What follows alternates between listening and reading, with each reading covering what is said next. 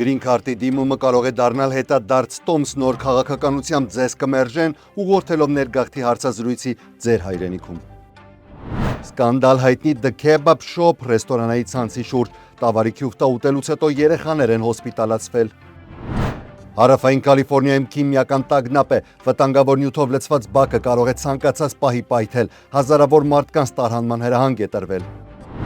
Հորմուզի նեղուցը դարձել է աշխարհի ամենաթանկ խցանումը, նավերը գրեթե չեն անցնում, իսկ նոր պատերազմի վառոդի հոտն արդեն զգացնել է տալիս։ Ֆլորիդայից մինչև արտաքսման կենտրոն մեկ քայլ կուբայական էլիտայի ներկայացուցիչը այսի կալանավայրում է։ Մակում խոսափողներն ավելի վտանգավոր են, քան անօթաչուները, Ռուսաստանն ու Արևմուտքը միմյանց մեղադրում են քաղաքացիական զոհերի մեջ։ Գլենդելում հայկական կինոն նոր լույս է ստանում, Armenian Film Festival-ը նոր աջակցություն է ստանում, հույսով, որ հայկական պատմությունները դեռ երկար են մնալու էկրանին։ Այս եւ այլ լուրերի մանրամասները հաջորդիվ։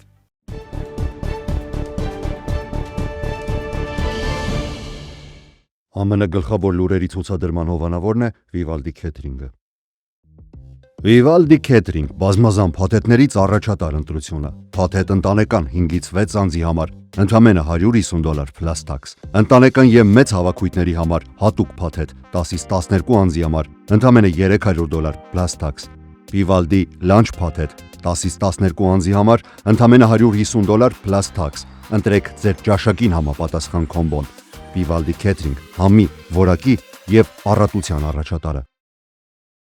Արմեդիա YouTube-յան ալիքում ամենագլխավոր լուրերն են, ես Հարություն Մինասյանն եմ, բարև ձեզ։ Այսօրվա համար բազմաբովանդակ լուրերի շարքով եմ հանդես գալու, հուսով եմ, որ մինչև վերջ կդիտեք, իսկ դիտելուց հետո անպայման կբաժանորդագրվեք ալիքին, եթե դա դեռևս չեք արել, եւ կհավանեք, այսինքն կսեղմեք լայքը։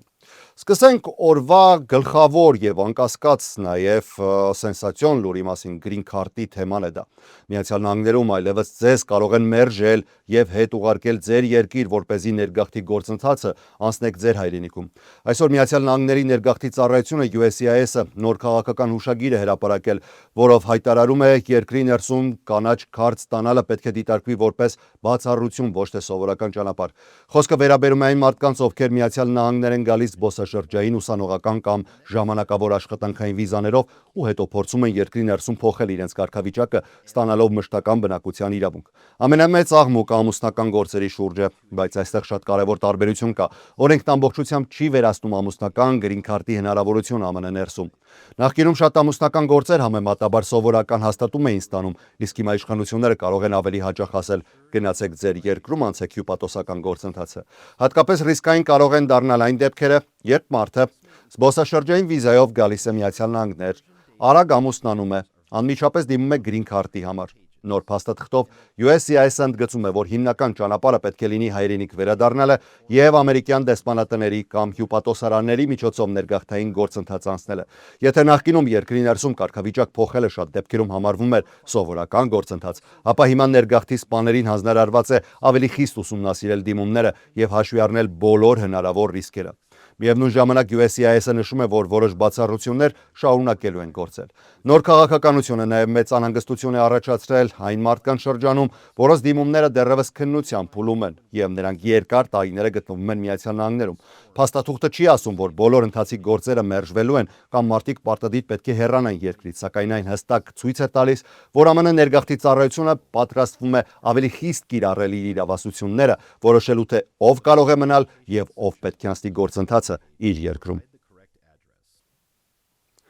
Կալիֆոռնիայի վտանգավոր աղիքային վարակի բռնկում է արձանագրվել հայտնի The Kebab Shop ցանցի հետ կապված։ Առողջապահության պաշտոնյաների տվյալներով առնվազն 9 մարդ, որոնցից 6-ը երեխաներ են, վարակվել են E. coli բակտերիայով, ուտելով ռեստորանի տավարի քյուֆտան։ Վարակվածներից 5-ը հոսպիտալացվել են, իսկ 2 մարդու մոտ զարգացել է ծանր բարդություն, որը կարող է հանգեցնել նույնիսկ երիկամային անբավարարության։ Կալիֆոռնիայի առողջապահության վարչությունը հայտարարել է, որ ռեստորանային ցանցը մայիսի 18-ից ժամանակավորապես դադարեցրել է տավարի քյուֆտայի վաճառքը բոլոր մասնաճյուղերում։ Քննության տվյալներով հիվանդությունների առաջին դեպքերը գրանցվել են մարտի վերջից մինչև ապրիլի վերջն ընկած ժամանակահատվածում։ Առողջապահության մասնագետները զգուշացնում են, որ եթե որևէ մեկը մինչև որ կասեցնել է, օգտագործել է այդ մթերքը եւ ունի փսխում, փորացավ կամ լուծ, պետք է անմիջապես դիմի բժշկի։ Ռեստորանային ցանցը հայտարարել է, որ համագործակցում է առողջապահական մարմինների հետ եւ վստահեցնում, որ մյուս մսային արտադրանքները կապված չեն բռնկման հետ։ Վտանգավոր արտադրանքը վաճառվել է միայն The Kebab Shop-ի մասնաճյուղերում, այդ թվում Լոս Անջելեսի, Orange County և Հարավային Կալիֆոռնիայի մի շարք քաղաքներում։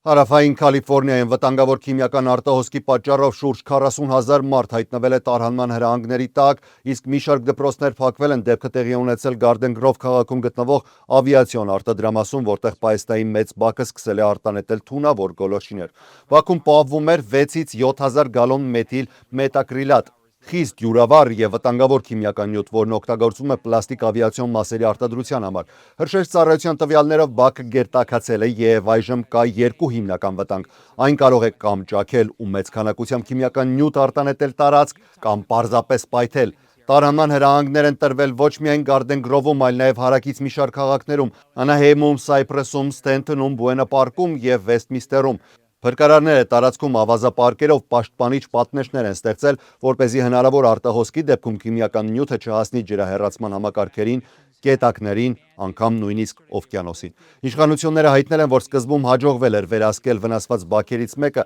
սակայն երկրորդը շարունակում է մնալ ամենավտանգավոր վիճակում։ Այս պահին զոհերի կամ վիրավորների մասին տեղեկություններ չկան, սակայն իշխանությունները բնակիչներին կոչ են անում խստորեն հետևել տարհանման հրահանգներին։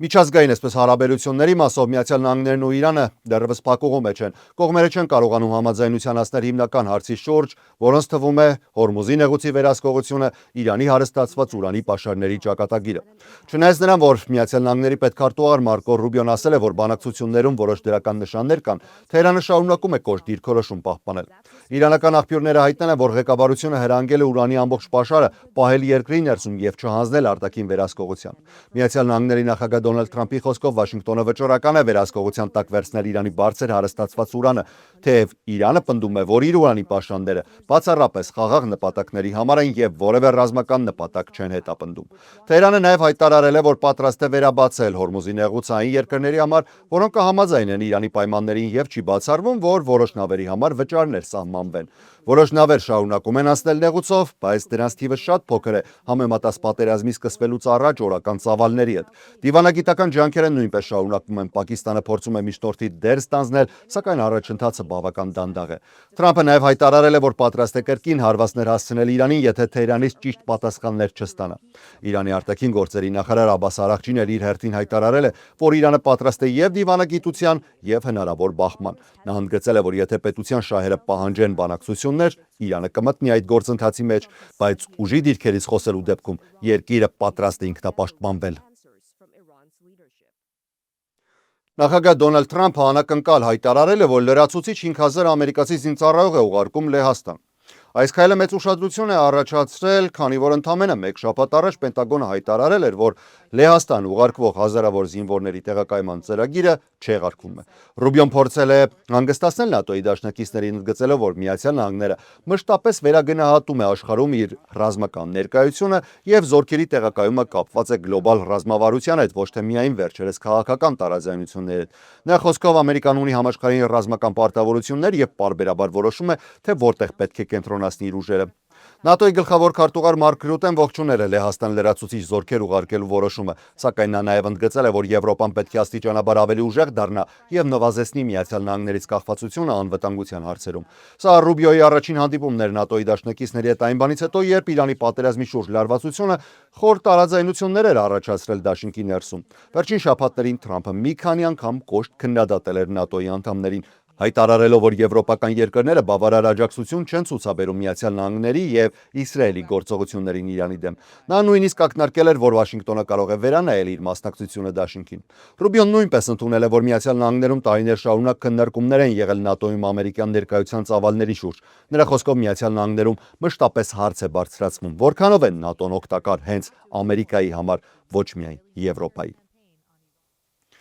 Ազգային հետախուզության տնօրեն Թուլսի Գաբարդը հայտարարել է հրաժարականի մասին։ Տարբեր ամերիկյան լրատվամիջոցների փոխանցմամբ նրա հրաժարականը ուժի մեջ կմտնի հունիսի 30-ից։ Գաբարդը հրաժարականի նամակում նշել է, որ իր ամուսնու Աբրահամ Վիլյամսի մոտ քաղցկեղ է ախտորոշվել և առաջիկա ամիսները լինելու են ծանր, ու ինքը ցանկանում է ամբողջությամբ կենտրոնանալ ընտանիքի վրա։ Նախագահ Դոնալդ Թրամփը հաստատել է հրաժարականի մասին տեղեկությունը և հայտարարել, որ Գաբարդը գերազանց աշխատանք է կատարել վարչակազմում։ Թրամփը նաև հայտնել է, որ ազգային հետախուզության տնօրենի ժամանակավոր պաշտոնակատար տեղակատար կդառնա Գաբարդի տեղակար Аарոն Լուկասը։ Գաբարդի պաշտոնավարումը մշտապես եղել է ուշադրության կենտրոնում եւ հաճախ դարձել քաղաքական հակասությունների պատճառ։ Նրանք քննադատում էին արտաքին քաղաքականության վերաբերյալ որոշ հայտարարությունների, Ռուսաստանի թեմայով դիրքորոշումների եւ հետախուզական կառույցների աշխատանքի վերաբերյալ։ Պաշտոնը ստանձնելուց առաջ Գաբարդը ծառայել է ազգային գվարդիայում, եղել է Հավայան կղզին ներկայացնող դեմոկրատ կոնգրեսական։ Հետագայում նա փոխել է քաղաքական ուղղությունը, աջակցել Դոնալդ Թրամփին 2024 թվականի ընտրություններում եւ միացել Հանրապետական կուսակցությանը։ Թրամփի հաղթանակից հետո էլ նշանակվել էր ազգային հետախուզության տնօրեն, վերահսկելով Միացյալ Նահանգների 18 հետախուզական կառույցների աշխատանքը։ Պետքարտուղար Մարկո Ռուբիոն հայտարարել է, որ Միացյալ Նահանգների իշխանությունները ձերբակալել են Կուբայի խոշոր բիզնես կայսրության ղեկավարի քրոջը։ Խոսքը վերաբերում է Ադիս Մորերային, որը համարվում է Գաեսա կորպորացիայի ղեկավարի քույրը։ Գաեսան Կուբայի ամենահզոր տնտեսական կառույցներից մեկն է, որը վերահսկում է հյուրանոցային բիզնեսը, անշարժ գույքը, զբոսաշրջությունը եւ երկրի մի շարք կարևոր ոլորտներ։ Ռուբիոն X սոցիալական հարթակում հայտարարել է, որ Մորերան բնակվում էր Ֆլորիդայում եւ կառավարում էր անշարժ գույքի ակտիվներ, միաժամանակ աջակցելով Հավանայի կոմունիստական ռեժիմին։ Նա ընդգծել է, որ Միացյալ Նահանգների իշխանությունները դադարեցրել են Մորերայի մշտական բնակության կարգավիճակը։ Ներգաղթի եւ մաքսային ծառայությունը հայտարարել է, որ Մորերան այժմ գտնվում է իրենց վերահսկողության տակ եւ սպասում է արտաքսման գործընթացին։ Այսը նաեւ նշել է, որ նրա ներկայությունը Միացյալ Նահանգներում սպառնալիք է ազգային շահերի համար եւ հակասում է ամերիկյան արտաքին քաղաքականությանը։ Գերատեսչությունը նաեւ հրապարակել է մի լուսանկար, որը ըստ իրենց արվել է ձերբակալության պահին։ Այսօր ՄԱԿ-ի անվտանգության խորհրդում հրատապ նիստ է անցկացվել Ռուսաստանի պահանջով Ուկրաինայի պատերազմի ընթացքում քաղաքացիական զոհերի եւ հատկապես երեխաների դեմ հարձակումների թեմայով։ Նիստի ընթացքում Ռուսաստանի ներկայացուցիչը մեղադրել է Ուկրաինային Լուգանսկի շրջանում գտնվող ուսումնական հաստատության հանրակացարանի վրա անօթաչուներով հարձակման մեջ։ Այդ պահին շենքում եղել են 14-ից 18 տարեկան տասնյակ ուսանողներ։ Նրա խոսքով զոհվել է առնվազն 6 մարդ, իսկ ավելի քան 40 երեխա վիրավորվել։ Ռուսաստանը պնդում է, որ դա կանխամտածված հարձակում էր քաղաքացիական օբյեկտի վրա եւ այն անվանել է պատերազմական հանցագործություն։ Ռուսական կողմը նաեւ մեղադրել է ՆԱՏՕ-ի երկրներին, հայտարարելով, որ Ուկրաինայի կողմից օգտագործվող հեռահար զենքերն ու անօթաչուները գործում են արևմտյան երկրների տեխնիկական եւ հետախուզական աջակցությամբ։ Արևմտյան երկրները կասկածի տակ են դրել ներկայացված տեղեկությունների ամբողջականությունը եւ պահանջել անկախ միջազգային հետաքննություն։ Միացյալ Նահանգների ներկայացուցիչը հայտարարել է, որ հարձակման շուրջ դեռ բազմաթիվ անպատասխան հարցեր կան եւ կոչ է արել անհապաղ հրադադարի։ Միացյալ Նահանգները կրկին ընդգծել է, որ պատերազմը պետք է ավարտվի բանակցությունների միջոցով։ Միացյալ Թագավորությունն էլ հայտարարել է, որ դեպքը դեռ անկախ աղբյուրներով չի հաստատվել եւ մատնանշել է Ուկրաինայում քաղաքացիական զոհերը։ Բրիտանական կողմը նշել է, որ միայն այս ամսվա ընթացքում ռուսական հարվածների հետևանքով զոհվել են հարյուրավոր ուկրաինացի խաղաղ բնակիչներ։ Նիստի ընթացքում ՅՈՒՆԻՍԵՖ-ը ներկայացրել է պատերազմի հետևանքով երեխաների վիճակի մասին ծանր տվյալներ։ Կազմակերպության տվյալներով 2022 թվականից ի վեր Ուկրաինայում ավելի քան 3400 երեխա է զոհվել կամ վիրավորվել, իսկ շուրջ 2.6 միլիոն երեխա տեղահանված է։ ՅՈՒՆԻՍԵՖ-ը նաև հայտնել է, որ ավելի քան 1780 կրթական հաստատություն վնասվել կամ ամբողջությամբ ոչնչացվել է պատերազմի ընթացքում։ Մի շարք երկրներ, այդ թվում Հունաստանը, Պակիստանը, Դանիան, Ֆրանսիան, Բահրեյնը հայտարարել են, որ քաղաքացիական բնակչության եւ հատկապես երեխաների դեմ ցանկացած հարձակում անընդունելի է եւ հակասում է միջազգային մարդասիրական իրավունքին։ Սպիտակ տանն այսօր կայացել է Դաշնային պահուստային համակարգի նոր ղեկավար Քևին Վորշի երդմնակալությունը։ Մասնակցել են ամերիկյան քաղաքական եւ ֆինանսական աշխարհի բազմաթիվ ազդեցիկ դեմքեր, այդ թվում Գերագույն դատարանի դատավորներ, նախարարներ, կոնգրեսականներ եւ խոշոր բիզնեսի ներկայացուցիչներ։ Թրամփը հայտարարել է, որ Վորշը ամբողջովին անկախ պետք է ղեկավարի Դաշնային պահուստային համակարգը եւ որոշումներ կայացնի առանց քաղաքական ճնշումների։ Նա կրկին քննադատել է նախորդ ղեկավարությանը, հայտարարելով, որ վերջին տարիներին Դաշնային պահուստային համակարգը շեղվել էր իր հիմնական առաքելությունից եւ չափազանց մեծ ուշադրություն էր դարձնում բազմազանության ծրագրերին։ Նորանշանակ ղեկավար Վորշը ելույթում հայտարարել է, որ Դաշնային պահուստային համակարգը պետք է վերադառնա իր հիմնական նպատակներին՝ ցածր գնաճի պահպանմանը եւ աշխատատեղերի աճին։ Նա խոստացել է իրականացնել բարեփոխումներ, վերանայել հին տնտեսական մոդելները եւ ամրապնդել համակարգի վստահելիությունը։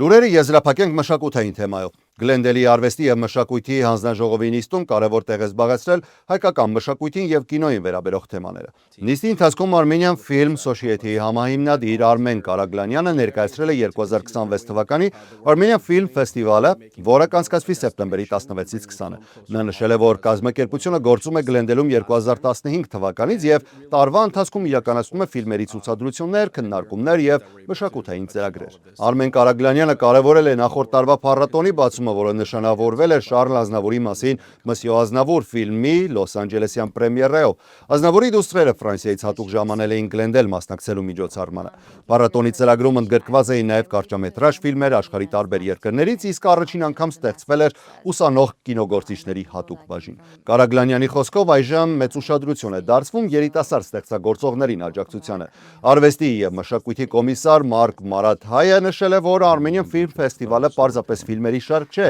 այլ մշակութային կամուրջ, որը միավորում է սերունդերին, համայնքներին և տարբեր մշակույթների մարդկանց։ Նրա խոսքով Գլենդելը, ունենալով Հայաստանից դուրս ամենամեծ հայկական համայնքներից մեկը, հատուկ պատասխանատվություն ունի նման նախաձեռնություններ աջակցելու հարցում։ Քննարկումների ավարտին հանձնաժողովը միաձայն հաստատեց Armenian Film Society-ի ֆինանսավորման առաջարկը մինչև $10,000 չափով աջակցություն տրամադրելով 2026 թվականի Armenian Film Festival-ի ծրագրերին։ Այսօրվա համար առանձնացրել էինք այսքանը, ես Հարություն Մինասյանն եմ, շնորհակալ եմ ուշադրության համար, ամենակարևորը՝ առողջ և խաղաղ եղեք, ցտեսություն։